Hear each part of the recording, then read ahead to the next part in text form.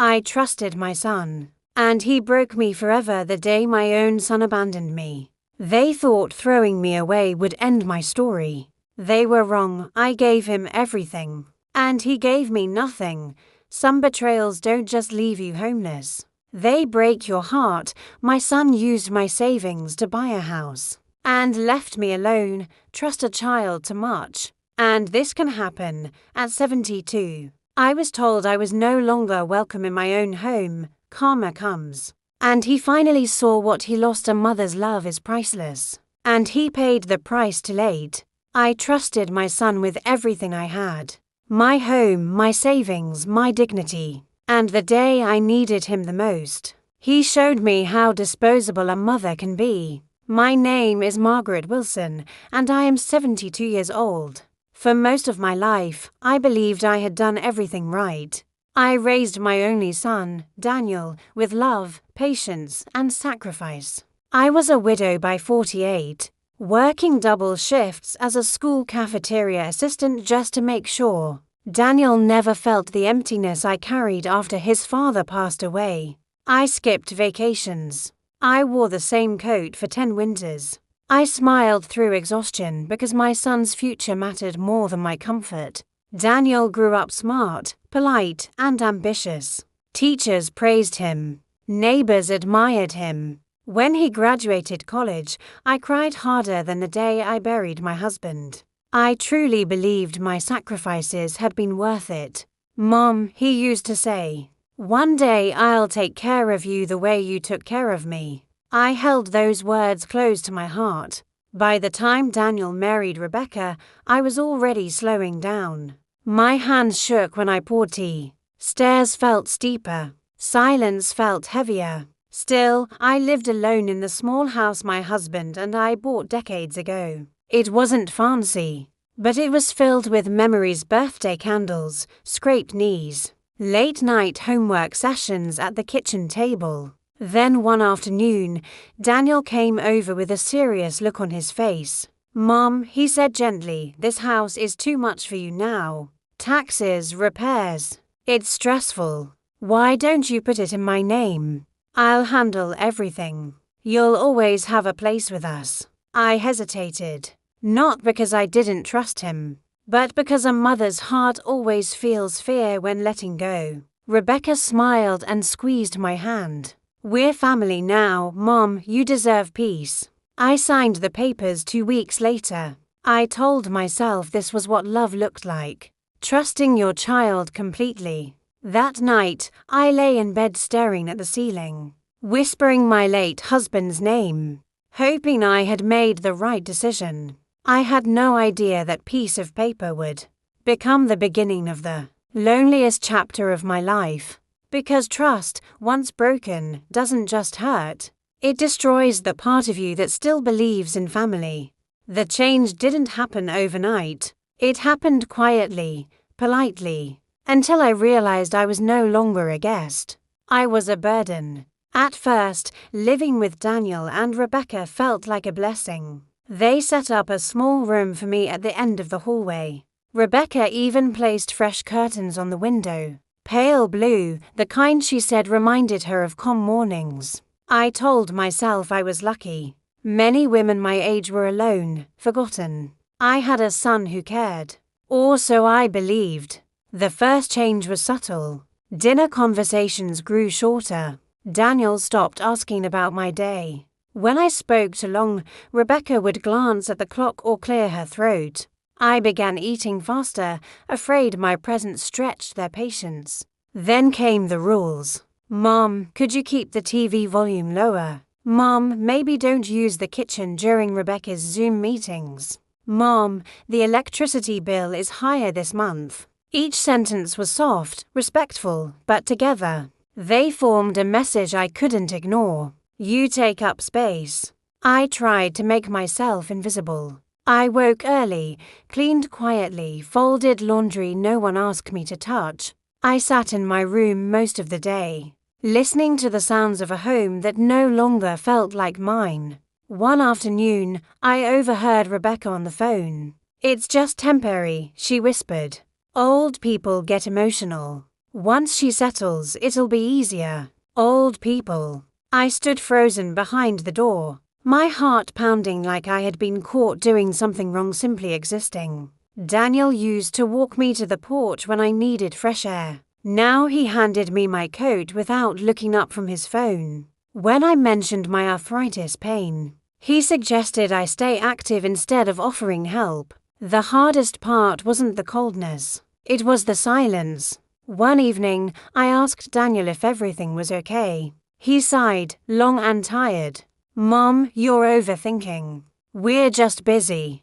You have to understand we have our own life. Our own life." As if I wasn't the reason his life ever had a beginning. That night, I cried quietly into my pillow, ashamed of my tears. I reminded myself of the papers I had signed, the house no longer mine, the savings I had handed over for safekeeping. I told myself patience was love. But deep down, a fear I couldn't name began to grow. Because when kindness turns into tolerance, and tolerance turns into resentment, something terrible is always waiting on the other side. And I was about to learn just how thin a mother's place can be in her own child's world. I found out the truth by accident. One envelope, one sentence, and in that moment, my son stopped being my son. It was a rainy Tuesday when everything fell apart. Daniel and Rebecca had gone to work early, and I stayed home alone. My knees ached badly that morning, so I searched for my medical insurance papers. Daniel had insisted on keeping all documents organized in his study. I told myself I was allowed to look. After all, I was his mother. Inside the drawer, beneath neatly stacked files, I found an unfamiliar envelope. My name was printed on it, but the address was theirs, not mine. Curious, I opened it slowly, my hands trembling. It was a bank statement. My breath caught. The savings account, my savings, was nearly empty. Money I had set aside over 40 years. Money meant for emergencies, medications, dignity. Withdrawals had been made regularly. Large ones. Transfers I didn't recognize. My vision blurred as I flipped through the pages. Then I saw it. A mortgage approval letter. Daniel and Rebecca had bought a new house. Using my money. I sat down hard on the chair, my chest tightening as if the air had left the room. My ears rang. Every memory rushed at me, working overtime, skipping meals, counting coins at the grocery store so my son could have more. When they came home that evening, I couldn't hold it in. "Daniel," I said quietly, holding the papers, "what is this?" He froze. Rebecca's face went pale for just a second before she recovered. "Mom," Daniel said slowly, "why were you going through our things?" "Our things. Not my savings. Not my future. You used my money," I whispered, "without asking me." Daniel rubbed his forehead, clearly irritated. "We needed it. You weren't using it anyway." I stared at him, unable to recognize the man in front of me. "I trusted you," I said. "That money was for my care." Rebecca crossed her arms. "You live with us, don't you? We take care of you. Isn't that enough?" Enough. As if shelter erased betrayal. As if food replaced respect. That night, Daniel avoided my eyes. No apology came. No explanation. Just silence. I lay awake, staring at the ceiling, realizing the truth too late. I had given my son control over my life, and he had used it to secure his comfort, not my safety. Trust doesn't shatter loudly. It breaks in pieces, until you're left holding nothing but regret. And worse than the loss of money was the realization that my son no longer saw me as his mother, only as an expense. The day my son told me to leave, he didn't raise his voice. He didn't look angry. That was the part that hurt the most. After I confronted Daniel about the money, the house felt different. He stopped speaking to me unless necessary. Rebecca no longer pretended. Plates slammed. Doors closed harder than before. Conversations stopped when I entered the room. I became a shadow moving quietly through a home that once promised safety.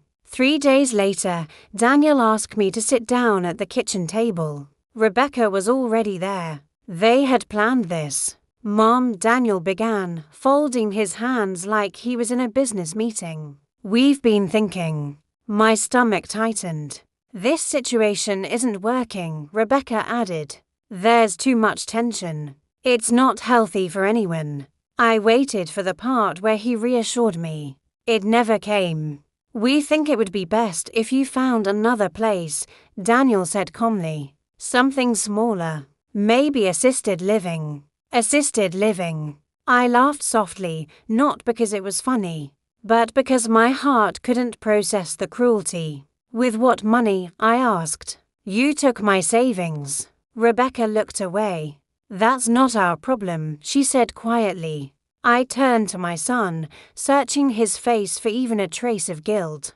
"Daniel," I whispered, "this is my home." He shook his head. "It's in my name now, Mom. We talked about this." "No, you talked." I trusted. My legs felt weak as I stood up. "I have nowhere to go." Daniel sighed, annoyed. "You can stay with a friend. Or a shelter temporarily.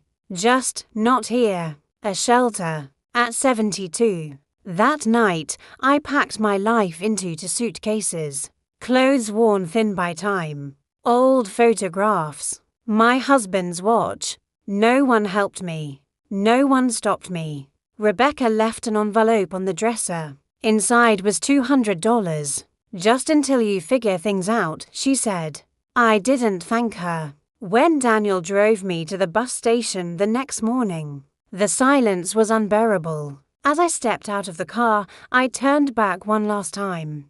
"Did I fail you as a mother?" I asked. He didn't answer. The bus doors closed behind me. As the city blurred past the window, I realized something devastating. I wasn't grieving the loss of my home. I was grieving the loss of my son, the boy I raised, loved, and believed in. Because some betrayals don't just leave you homeless. They leave you heartless, unless you find the strength to survive what comes next. They thought throwing me away was the end of my story. They were wrong. Because when you abandon a mother, you lose more than you can ever replace. The shelter was quiet at night. Too quiet. I lay on a narrow bed staring at a cracked ceiling, holding my husband's old watch in my palm. For the first time in my life, I allowed myself to grieve not just for the son I lost, but for the woman I had been before trust broke me. One morning, a social worker named Helen sat beside me. "You shouldn't be here," she said gently. "There are programs for seniors who've been financially abused." The word abused startled me. I had never thought of myself that way. With Helen's help, I filed a report. Documents were reviewed. Transfers traced. Signatures questioned. The law, unlike my son, did not look away. Months passed. I was moved into a small senior housing apartment. It wasn't the home I lost, but it was warm, quiet, and mine. I planted flowers on the windowsill and began volunteering at the local library, reading to children whose laughter slowly stitched my heart back together. Then the call came. "Daniel." His voice shook. The new house was under investigation. Accounts frozen. Rebecca had left. Lawsuits followed. Promotions disappeared. Friends vanished when comfort turned into consequence. "I didn't know it would go this far," he said. "I just wanted a better life." I closed my eyes. "I gave you my life," I replied softly. "You gave me a bus ticket." Silence filled the line. "I'm sorry, Mom," he whispered. I believed he was. But some apologies arrived too late to unlock what they've destroyed. I didn't yell. I didn't insult him. I simply told him the truth. "You lost your mother the day you chose convenience over conscience." I hung up and cried not from pain, but release. Today, I sit by my window, watching the sun rise over a life rebuilt slowly, honestly. I have less money, fewer possessions, but I have peace. Trust once broken never returns the same, but dignity can. And if my story teaches anything, let it be this: a mother's love is priceless, and when it's betrayed, karma always remembers the cost.